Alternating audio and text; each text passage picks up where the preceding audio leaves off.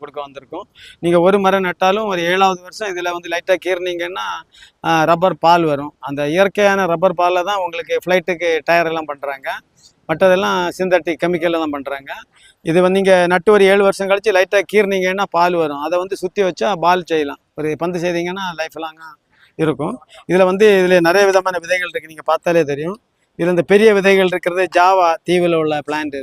இது வந்து ஒரு மரத்திலே 750 ml பால் கிடைக்கும். அதாவது அப்ராக்சிமேட்லி ஒரு 200 ரூபாய்க்கு ஒரு மரத்திலே கிடைக்கும். இது இது இது இருக்கிறதுனால தான் நாங்கள் எல்லாம் வசதியாக இருக்கிறோம். என் தோட்டத்திலையும் வச்சுருக்கேன். 105 ஜாவா மரம் வச்சுருக்கேன். இப்போ புதுசாக வச்சுருக்கேன். என் வயசு காலத்தில் எனக்கு அது சாப்பாடு போடும்னு எனக்கு நம்பிக்கை இருக்குது. அதனால் இது மாதிரி உள்ள பணப்பயிர்களை நீங்கள் பயிர் போடுங்க.